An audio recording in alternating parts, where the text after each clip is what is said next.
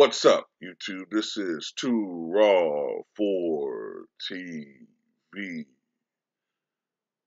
Right, so before I get into this video, I want to show love to someone who showed love to me, all right? I want to give a shout out to Melvin Singleton for the $25 Cash App donation.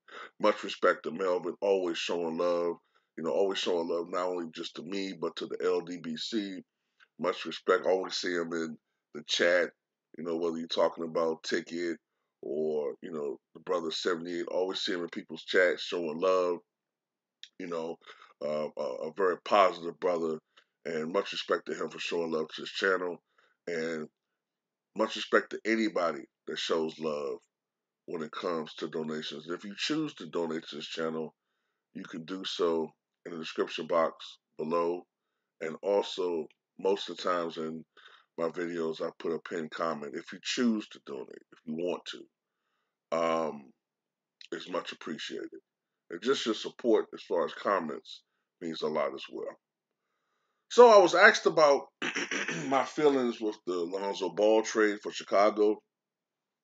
Even though I've been rooting for Milwaukee this past playoffs, my actual team is Chicago, but they've been out of contention for so goddamn long, man. It's like I had to root for some team. I don't like rooting for teams that everybody else like to root for. You know what I'm saying? I mean, that might sound kind of ridiculous, in the 90s if I said some shit like that, but, I like rooting for underdogs. But, it's been brutal the last decade, man. You thought with the Derrick Rose era that we could accomplish something, but with his injury, that team, the promise of that team fell apart, you know? And over the last several years, there's been a lot of failed experiments. Remember the team with Wade and Rondo that was supposed to do something and it failed miserably. So I thought I would never say this about Lonzo Ball, but he's a welcome addition to this team. Okay, it's no secret that I've been very critical of Lonzo Ball. Okay, I have. The reason why I have been critical of him, because when you're a second overall pick in the NBA draft, okay, there are certain expectations that people have of you. People can kind of spin it and twist it around and all that, but when you have all this hype surrounding this guy, when you have his cheerleader slash father tell you that he's going to be better than Steph Curry, he's going to be the best guard in the NBA. Well, you want something to resemble that. People can say, well, you don't listen to that. Well, I'll tell you something. If you go to your favorite hamburger place, right, and you like the way those hamburgers taste, let's say the place is called, let's just say it's called the Hamburger Shack, something generic like that, right? But you love the Hamburger Shack, but you keep hearing about this place called McPatty's, right? McPatty's, everybody tells you they got the best hamburger you ever tasted. McPatty's, man, once you look, man, if you just bite into a McPatty, I'm telling you, man, you ain't gonna think about the Hamburger Shack anymore. You just take one bite into McPatty's, you can forget all about the Hamburger Shack. Fuck the Hamburger Shack. So, after all of the hype and hoopla, you finally decide to take some of your hard-earned money and you go there and you bite into it and you're not impressed. Not terrible, but it's not very good either. You've had frozen hamburgers that taste better than that. You're pissed. All this fucking hype for this bullshit. So multiply that by 1,000 at least when it comes to Lonzo Ball. Yes, a lot of criticism. But I have to give him props though. Now he will never be the player that was advertised, but he's improved a lot in his overall game over the last couple of years. Okay? The criticisms, this is why our young people get mad at us and call us haters, but the criticisms, which I consider constructive criticism, maybe we shouldn't have called him a bum, but look, you guys want to look at the videos, we just said, LeVar Ball just needs a little bit of tough love. He's a bum! I gotta see what Two Ross saying here. Yeah, okay, maybe you can get us for that. But all in all, it wasn't meant to hurt him, but it was that he had potential to be a lot better than what he was. And now he's more consistent. He'll never be a guy that's going to give you 20, 25 a game. I don't think that's just in his personality or in his overall game. But this is a guy that can get you 15 to 17 points a night on average. This is a guy that can get you 5 rebounds. He'll get you, I think his assists will go up with the Bulls. Last year he averaged about, I think, around 5 assists a game, 31 minutes of play. With the Bulls, he's going to have more ball handling. He's going to run the offense, I should say. He's going to run the offense more. So his assists are going to go up. I wouldn't be surprised on this team. He might average about 7.5 assists. I give him 7.5. If he averages more than that, he's having a hell of a fucking year. I'm hesitant to put him up higher than that, but I can give him 7.5 assists.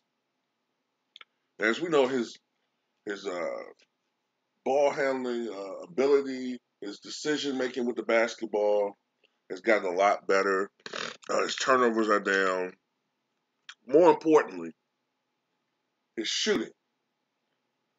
Coming into the NBA, Lonzo Ball was a guy that was shooting about 36% from the floor, maybe 29% from three, 30% from three.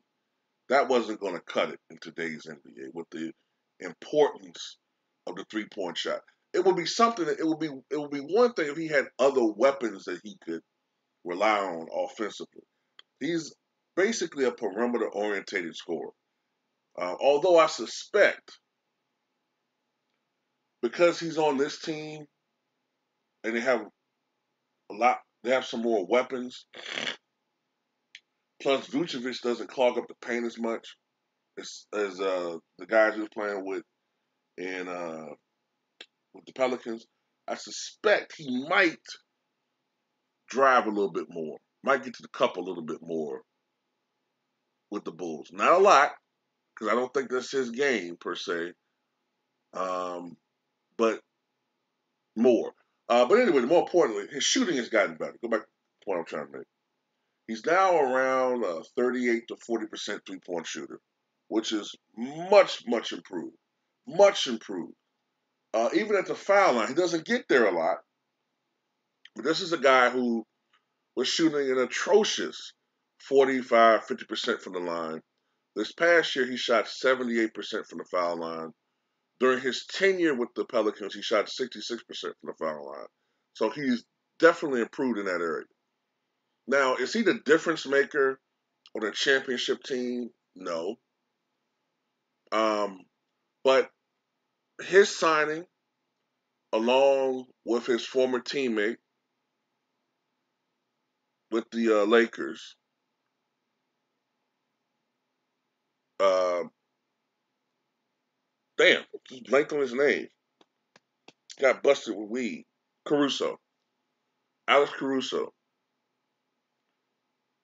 Plus, I don't think the Bulls are finished. I don't know what they're going to do with Lauri Markkanen. They might re-sign him. I hope they do. But they still got some room to make as far as filling out this roster. But what Bulls fans want, what we want, is at least a team that will get you to the playoffs. Okay? Just a team that will get to the playoffs is what we want right now. It's been a long time. Look, I have a rule, and that rule is an organization gets 10 years out of me.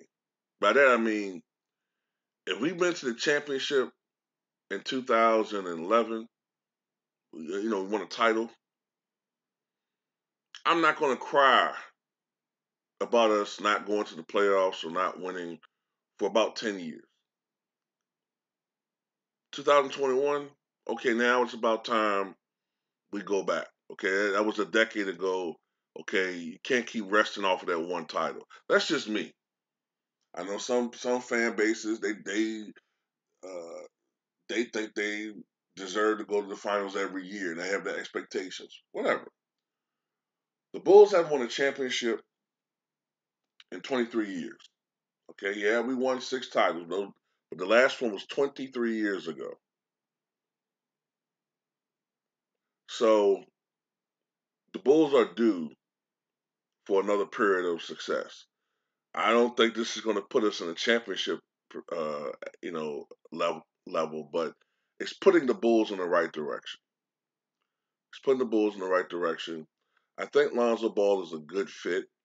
He's not a ball hog. I think that he will also. I think that he'll be a good addition in the fact that he'll speed his team up a little bit. You know, last year, definitely, maybe the last couple of years, the Bulls have been one of the slower paced teams in the NBA. So the pace of the game will go up. Nice young core with this team. You know what I'm saying? I like the addition of Alex Caruso. And what I also like as a fan, if we start looking at the front office aspect of it, it didn't cost too much. Caruso, $37 million. Lonzo Ball, $85 million. And to the person who left a message to me, I think it was on Tickets channel, saying that Lonzo Ball is not worth $20 million. Well, if this was 15 years ago, I would agree with you. But this is a new market, and the market is different. You know what I'm saying? In this market, I'll be right with you. In this market, I'll be right with you, bro. In this market, players who are the elites are making 40, 50 million a year.